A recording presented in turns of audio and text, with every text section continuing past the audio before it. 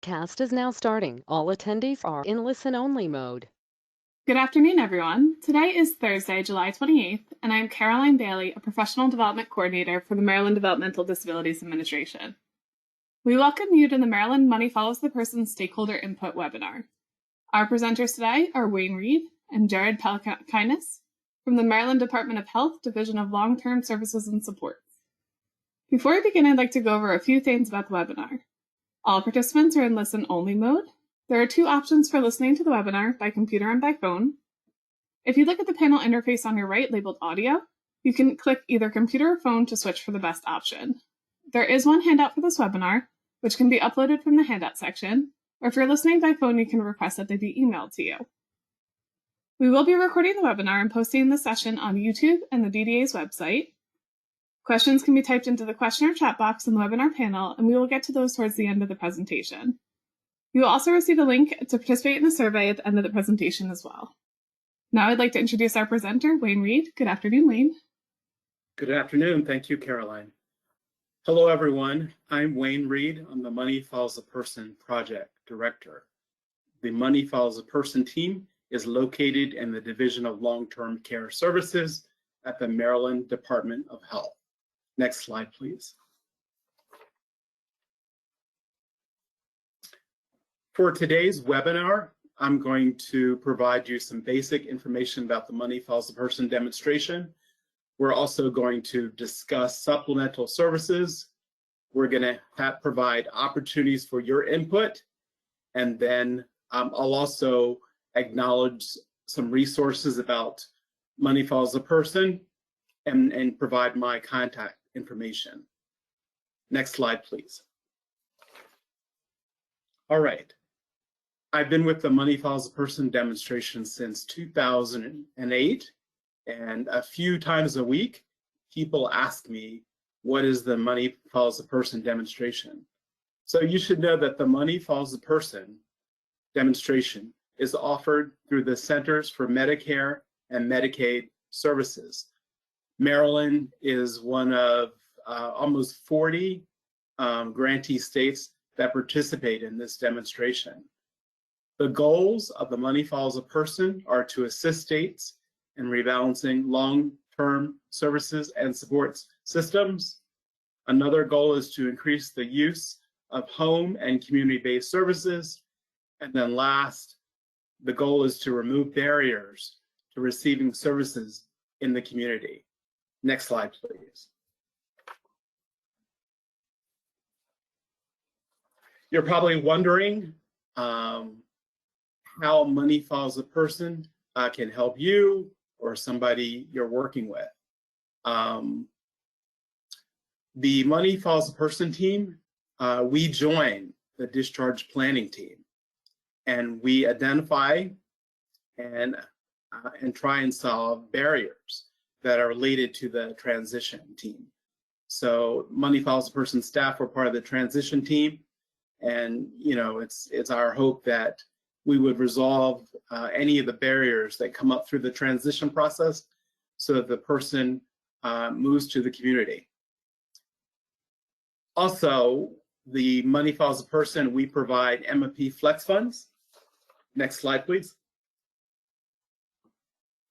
So MFP Flex Funds, or you may also hear MFP Flexible Funding. These are funds, supplemental services for things like groceries, transportation, and other necessary items that are not covered by Medicaid services. So currently, these funds can only be accessed once, and currently you cannot exceed $700. And right now, you cannot, you can only access these funds for 60 calendar days after someone transitions to the community. Right now, the Maryland Department of Health receives a 50% federal match, but no MFP federal dollars can be extended until the date of transition to the community. Next slide, please. So on March 31st, 2022, CMS notified Maryland and other grantees with some exciting news. CMS is increasing the reimbursement rate for MFP supplemental services.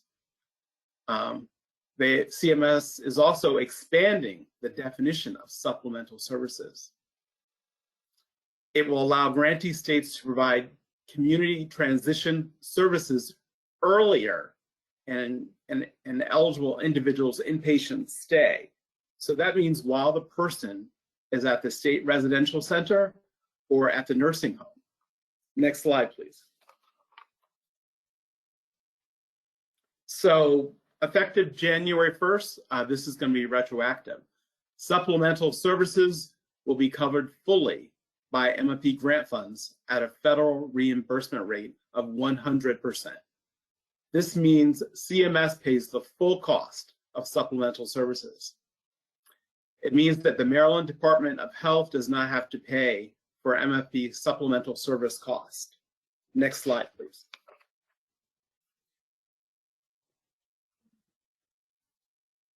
So today we are seeking your input on the changes that can be made to Maryland's MFP program.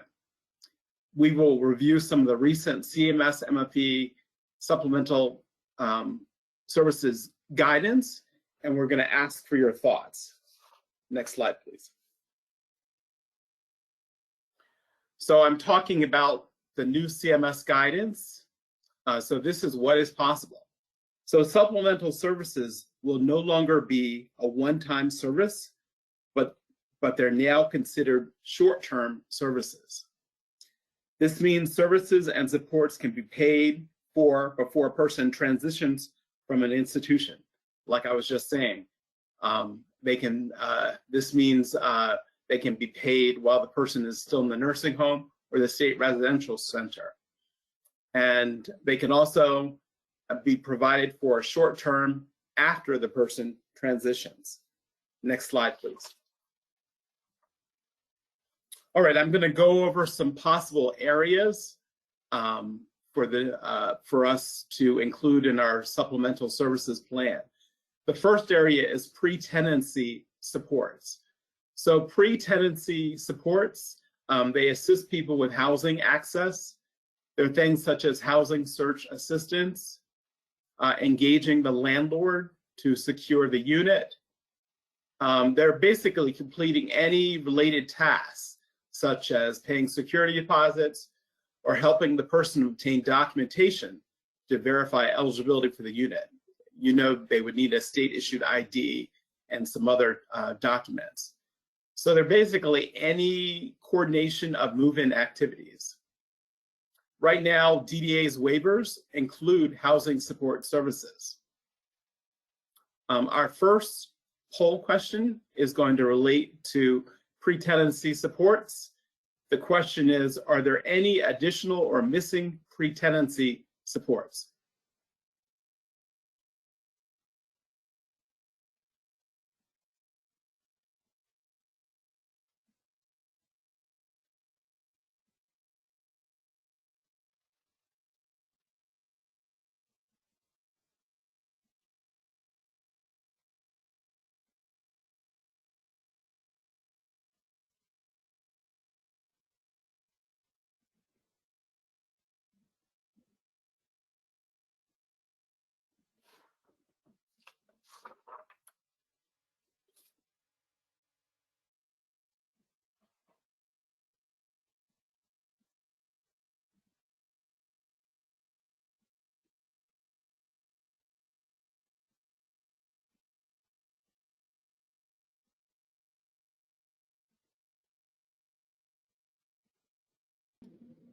All right, so we're going to give it about another 10 more seconds for people to enter their votes, and we'll close the poll.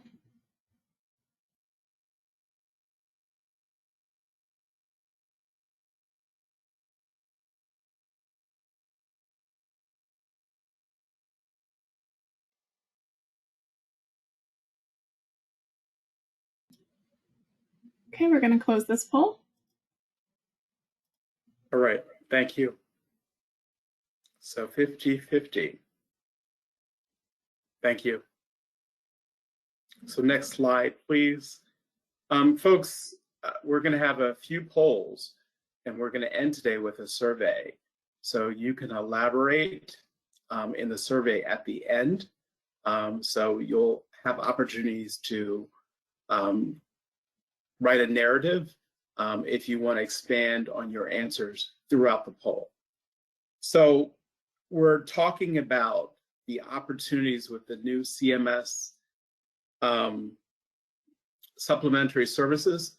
So we're talking about the possibilities. So this next area is rental assistance. So we all know that in Maryland, there's a lack of affordable and accessible housing. The guidance will allow us to pay up to 6 months of short-term rental assistance and associated utility expenses. So what that basically means that, you know, while the person is in the nursing home or the state residential center, we could obtain the apartment, we could keep the apartment, and while we're waiting for the complete package of waiver services to be provided and to begin, you know, the person can leave the institution, move to their apartment, into the waiver, and get their supports and services. So we're talking about rental assistance. We're also talking about associated utility deposits. So the poll question is, what type and funding level of utility expenses should be covered?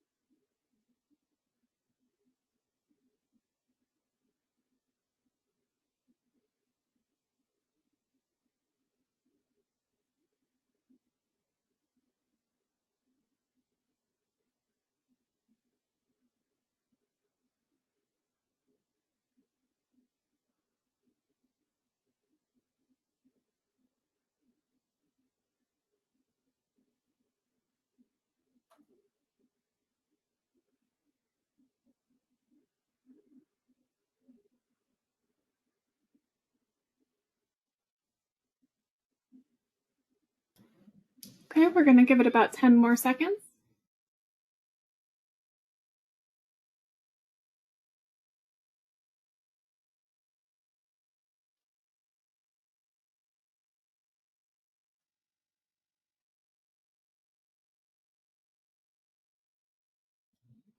Okay, we're going to go ahead and close the poll now. All right, thank you. All right, this next area focuses on groceries. Next slide, please. All right, one more, I believe. Yes, great, thank you. So we're talking about possibilities. So right now we have initial groceries up to $700. But remember, the new CMS guidance is about short term. And so these groceries are due to food insecurity and up to a 30-day period after the person leaves the institution. And so the poll question would be, how many opportunities would we allow for MFP participants to buy groceries? So this is the next poll question.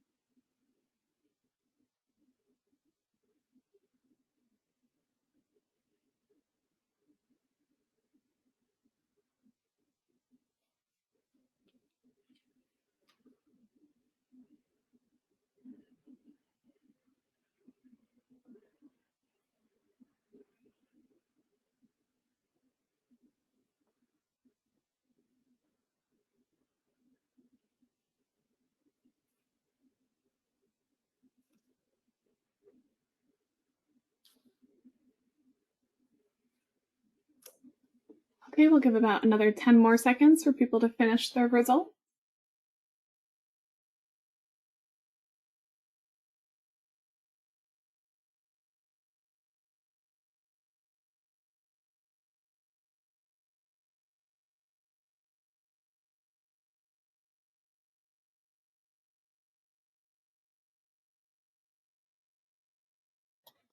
Okay, we'll close the results and I'll show them and read the response.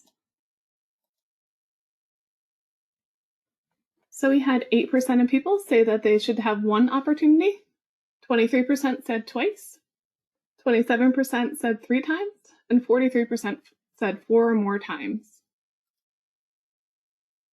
Thank you.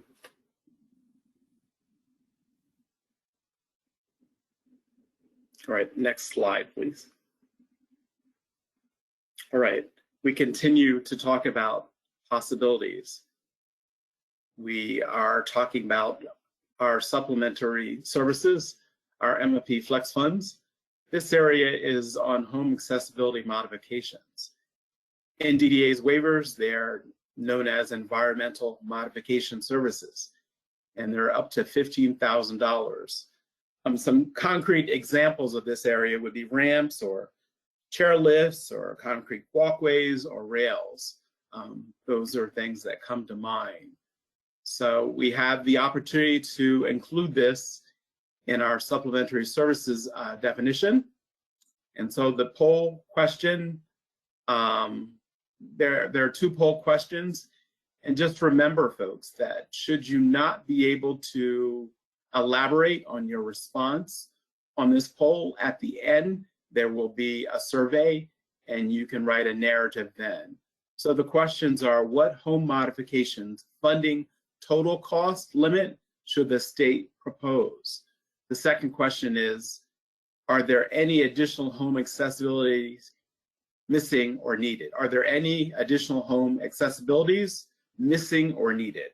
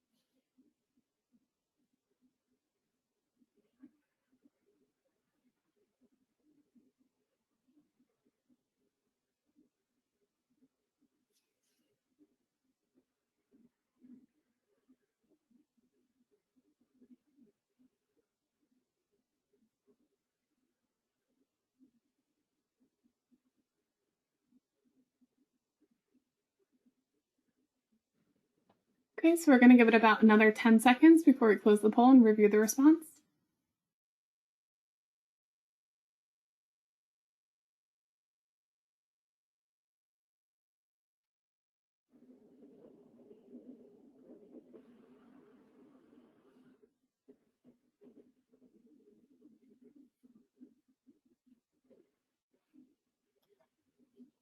Okay, so we're going to close the poll. So from the responses we received, 23% said 15,000, 14% said 17,500, 38% said 20,000, and 26% said more than 20,000. And our second question is actually going to be asked through our post-webinar survey. All right, great, thank you. So the next area would be vehicle adaptations. Next, okay, good. All right, this is another possibility, something that we have not done with MMP Flex Funds to date. So this next area is vehicle adaptations. Some examples would include switches or controls needed by the person to operate the vehicle. Right now, This is in DDA's waivers, known as vehicle modification services. So the poll question would be, what vehicle modifications funding total cost limit should the state propose? What vehicle modifications funding total cost limit should the state propose? This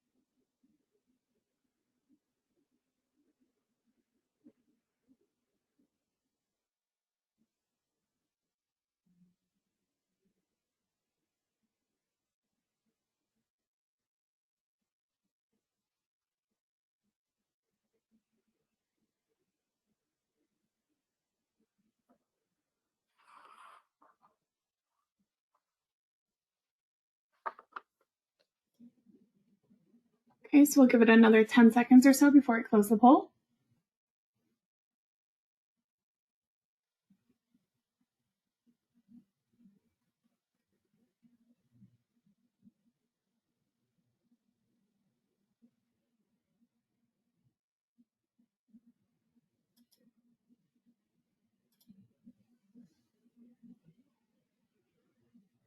So our results for this one is that 8% said 2,000, 4% said 3,000, 12% said 4,000, and 75% said 5,000 or more.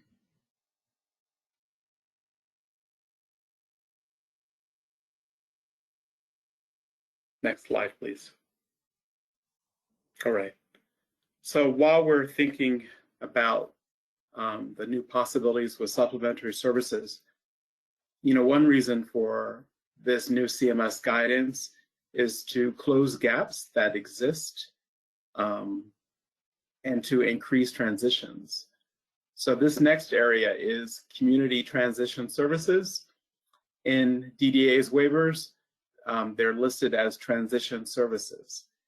And these are things like security deposits, essential household furniture, setup fees or deposits for telephone, heat, or water. It could be pest eradication, one-time cleaning. They're basically non-recurring setup expenses for an individual to transition to independent living. And I believe that's up to $5,000. So our poll question would be, what funding threshold should the state propose for transition services?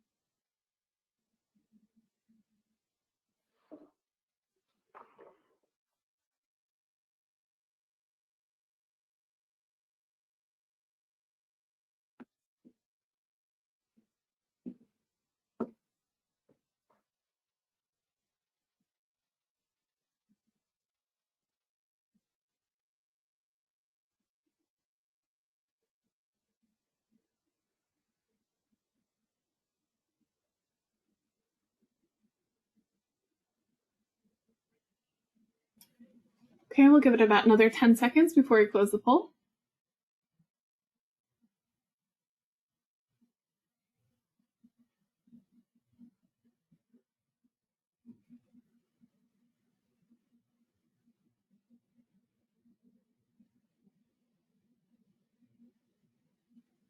Okay, we'll close the poll and show our results.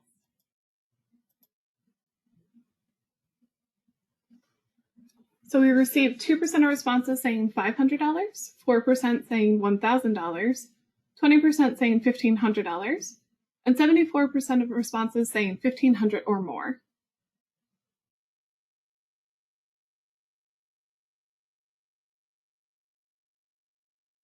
Next slide, please. All right. The next two areas, possibilities for our new definition of supplementary services, are financial and administrative barriers. So when I say administrative barriers, these are things that are kind of inherent in our system. They're obstacles, that may be related to regulations or procedures. So I'm kind of looking for real life experiences. In other words, I want to craft a supplementary services policy that, thinks of most things. And it's highly possible that your experience may help us know about something that we've overlooked. So the poll question is about financial barriers. So what are financial barriers to transitioning from an institution to the community? What are financial barriers to transitioning from an institution to the community? Oh, Wayne, this is actually going to be answered in our survey. Okay. Thanks. All right. So we'll go on to the next slide, please. All right. So you're going to have opportunities at the end to answer those two previous questions. So I'm going to tell you a little bit about our next steps.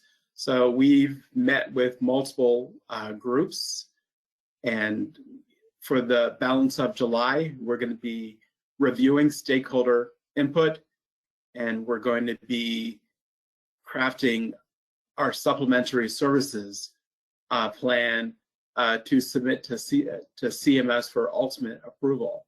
So once we receive CMS approval, supplementary services would be reimbursed at 100%.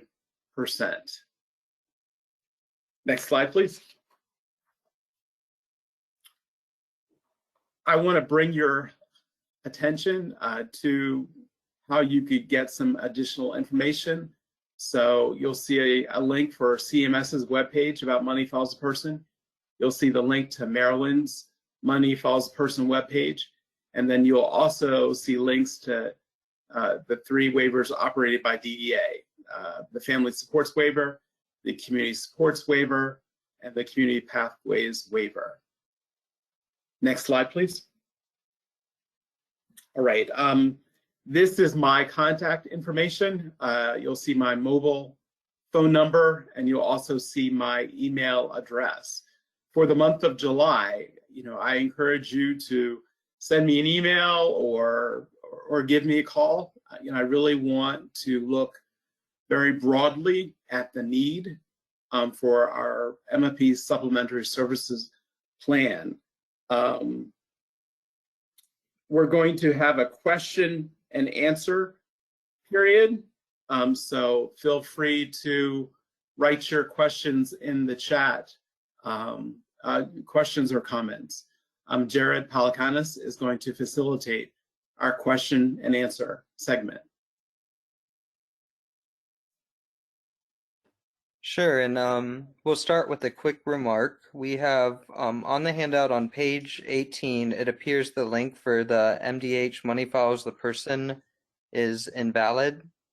So we'll have to address that. Okay. We've got another person asking about how we can access the survey. So I don't know, Caroline, did you want to respond to that or? Yes, absolutely. So when we end the webinar, the survey should appear for all of you.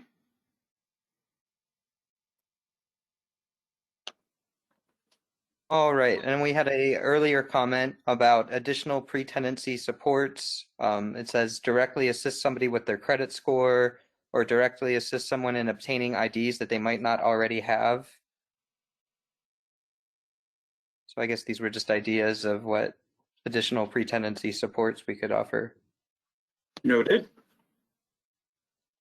And then as our final comment, this was in regards to rental assistance. It's split up here in two segments. So a limit, while financially reasonable, will encourage losing the property if the person has no other means of paying. And they followed it up with, I've seen it sometimes take up more than, or take up to a year and sometimes more. If the person is not able to make any contribution toward having a limit would not make a difference, they will still lose the property. So that's in regards to rental limits. Right. So basically, they're saying that up to 6 months is not enough. One part of our supplementary services plan to CMS is about sustainability. So one thing that we need to do is say how the person, like if we're going to provide groceries, we need to expand on how the person will get groceries after the MFP flex funding ends. The same thing for rent. So, these funds, they would have to work in conjunction with other resources. CMS is worried about, food or rent being sustained after the MFP flex funds end. All right, we have a few more questions coming in.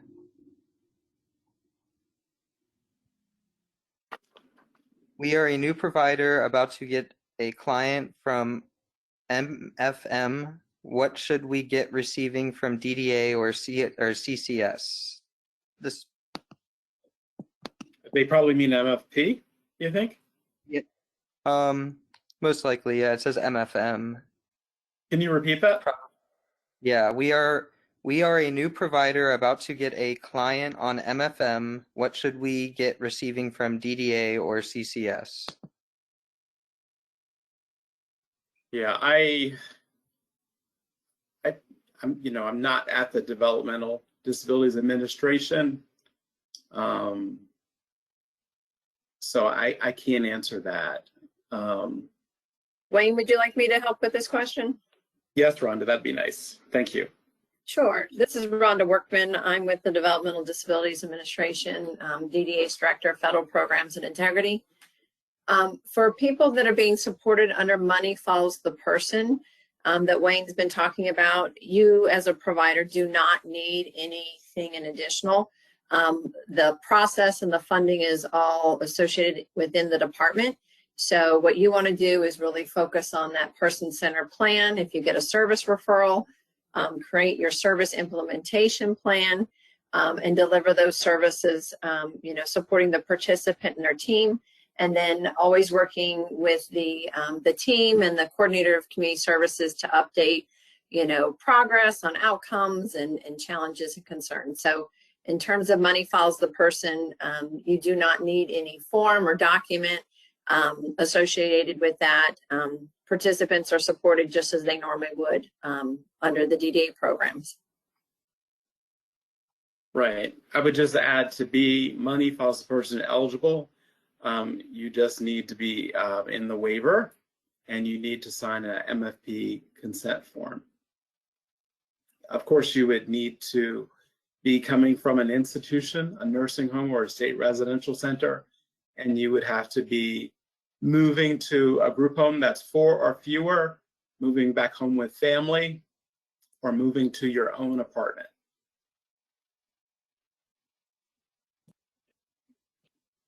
Jared, do you have additional questions? Yeah, we have a few. I just wanted to get remarks out of the way before questions. One of the remarks is housing support services does assist those that with helping people get identification cards and documentation.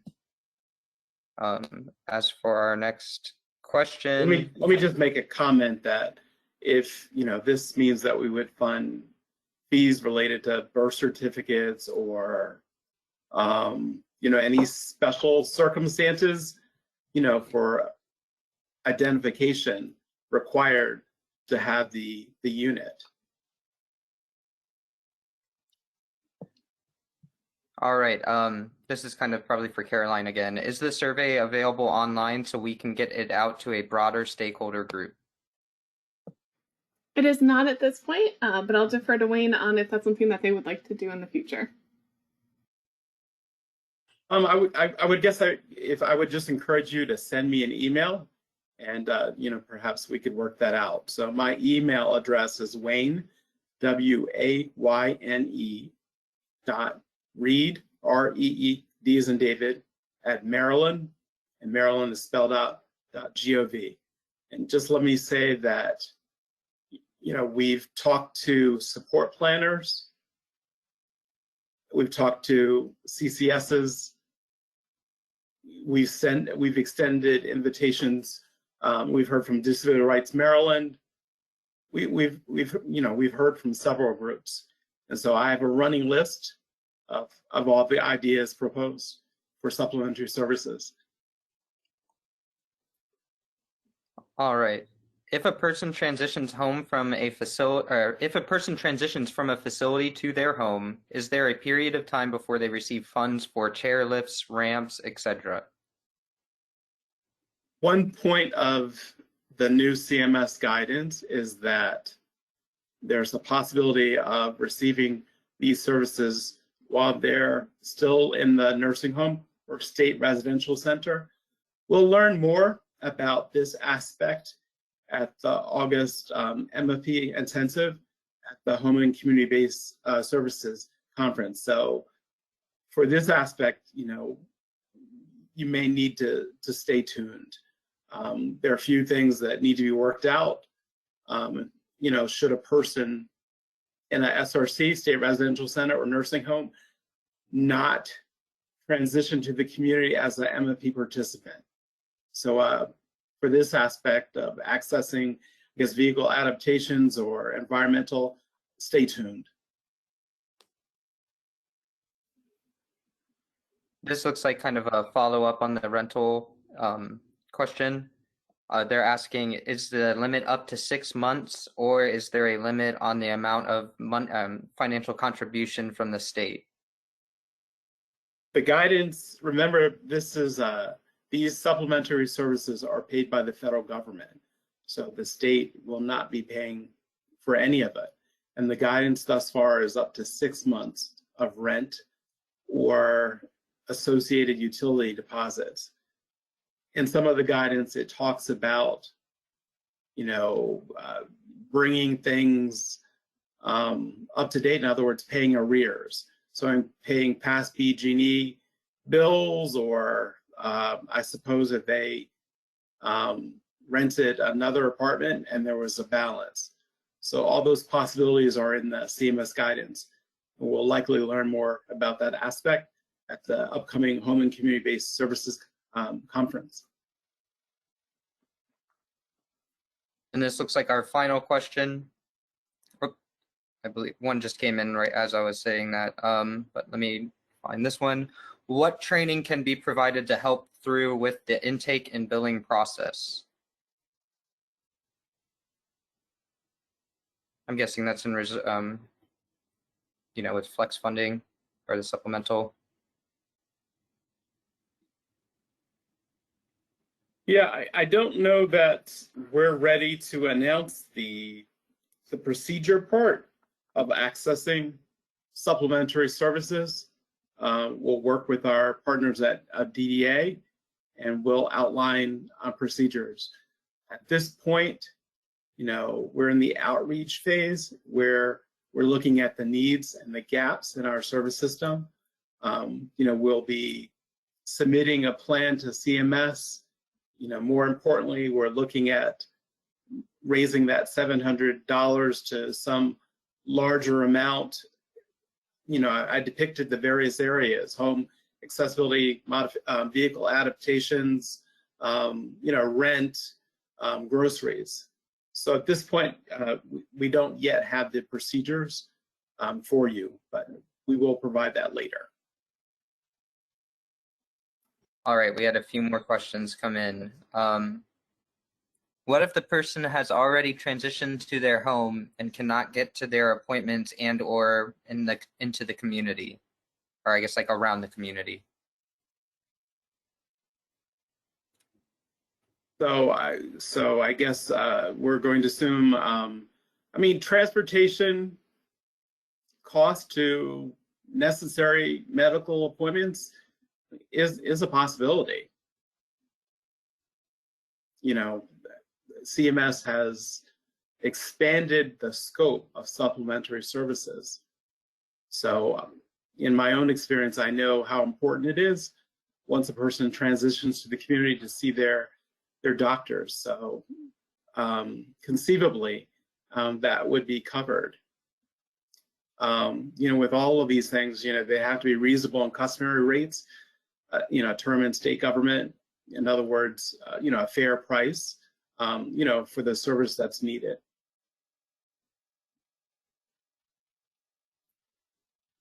All right.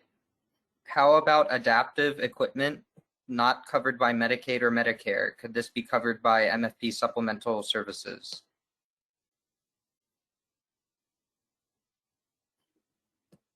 That's a good point. It's a point that no one has raised. I don't know. So I've noted this. I'll get some more information, and you know, we'll certainly see if we can include this. I know from, you know, my work experience how important this area is. So I'm seeing a strong connection, especially if they have that equipment, you know, in the institutional setting, or if they need it for a variety of environments, you know. So I will look into that. Thank you very much for that point. Yeah, great point. If a person transfers to DDA services with a need for direct, ongoing nursing supports, if it is still true that that person would not be able to get direct and ongoing nursing supports from DDA after MFP funding period is over. I could try to read it. I was reading it verbatim. If a person transfers to DDA services with the need of direct, ongoing nursing supports, is it still true that the person would not be able to get direct and ongoing nursing supports from DDA after the MFP funding period is over?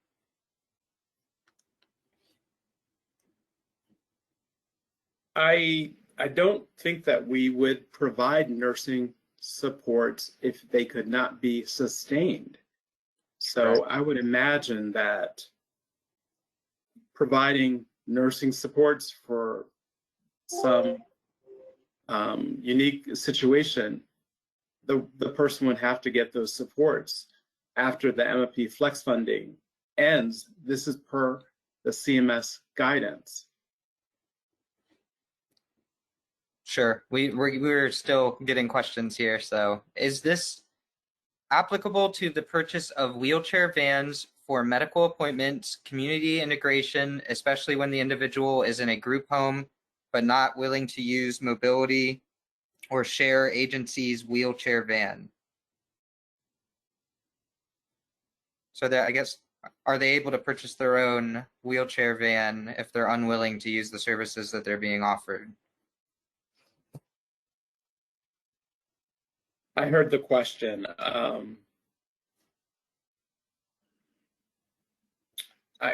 You know, I have not seen any of the guidance allude to purchasing vehicles. You know, I've seen vehicle adaptations. I guess all I can do is ask CMS. I find it unlikely, but I will ask the question, and I'll note, you know, it's the individual's choice or preference. This is a great question. Yeah. Yeah, this is a great question, and one we've discussed before. Can MFP funding be used for metro access disability transportation services in the area? Under the new guidance, you know, in a short-term basis, the answer would be yes. To medical appointments, to, I guess, you know, activities that have strong connections to their move to the community. You know, we all know that once a person moves to the community, all of those relationships have to be reestablished. So, you know, it's a busy time. There are a number of appointments. So I think that is within the CMS guidelines. A few more questions here, and they're both really good ones. Also, do we have to request for funds for clients every time there is a need? And follow-up question, does this cover costs for wheelchairs not covered by insurance? We haven't outlined the procedures. Like I was saying, you know, we first need to conduct the outreach, develop the plan, and get CMS approval. We'll work with our MFP partners to kind of talk about, you know, how do you access flex funds with these new possibilities. In terms of wheelchairs not covered by Medicaid, you know, it's certainly permissible. I mean, remember, CMS is looking at what is it people need to transition to the community, you know, so I think that's probably highly likely. Yeah, and not for me to go out of bounds here, but I would state that the CMS guidance also dictated that we're replacing one time with short-term services. So I would imagine, I mean, it's contingent on what, you know, protocols they approve and everything, but it does appear that they're going to be able to access it multiple times in that short-term period. Let's see, we have one final question. Can we get a training on how to access these funds and how to prepare for CCSs that are working on transitioning individuals from state institutions? I'm sure once the procedures are identified, you know, we could provide you know, not only the written procedures, but you know, we could schedule, you know, conference calls or webinars to outline the procedures for, you know, requesting them. So yeah, the answer is yes, we could set that up. And Wayne, this is Patricia Sestoki, Program Director for DDA for Program Services. But I think Wayne is correct. I think one of the goals is that I would be partnering up with Wayne to put together some specific training for the coordinators of community services, so they're very clear as to how these funds can be utilized, maximized, and be able to offer them to the people in their caseload when needed. So we would definitely be partnering up on that. Thank you, Patricia. Yeah, folks, you know, today's goal was to really get your input on the possibilities with the CMS guidance for supplementary services. So a little down the road, we'll be working on you know, policies and procedures. I would like to state too that in regards to the last question, when you're working with the MFP on transitioning somebody, particularly too from a state institution, you know, typically you're going to have a lot of interaction from an MFP. You know, we have multiple people on our staff that work with the DDA clientele. So, you know, you're going to have somebody that's already there that would help you facilitate your flex funds or anything related to barriers or anything of the nature that relates to the transition. We have another comment here. Great to hear. The coordinator's knowledge and aptitude is critical to the length of time that the transition takes, as well as gaining resources once on the group for the long term. Good comment. All right. I have a few remarks, and I want to strongly encourage everyone to complete the survey. And remember, the survey is in a form that you'll be able to give you know, more of a narrative of what you think is needed in terms of supplementary services. So just, I want to tell you a little bit about the breadth of the MFP program. So from the CMS website, it says that over 107,000 people have transitioned from institutions to community living under MFP. 107,000 people from 2008 through the end of 2020. In terms of Maryland, our MFP program began in 2008, so almost 4,000 people have transitioned to the community as MFP participants.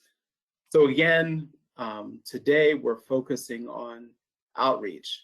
I'm looking for your input on what the gaps are. I'm trying to identify additional areas for supplementary services. Remember, the next stage will be to create our plan and to submit it to CMS for approval. And through the month of July, I'm looking for that feedback. So if you want to send me an email, my email address is on slide 19, or if you'd like to have this conversation on a phone call, my phone number is listed. So thanks again for your time and your participation today. And I just strongly hope that you'll stay and complete the survey. I'd like to thank Caroline. I'd like to thank our partners at DDA, Rhonda and Patricia, and Jared on the MFP team for their participation. So thanks again, everyone. Stay safe. There's more information about supplementary services to come in the future. Bye.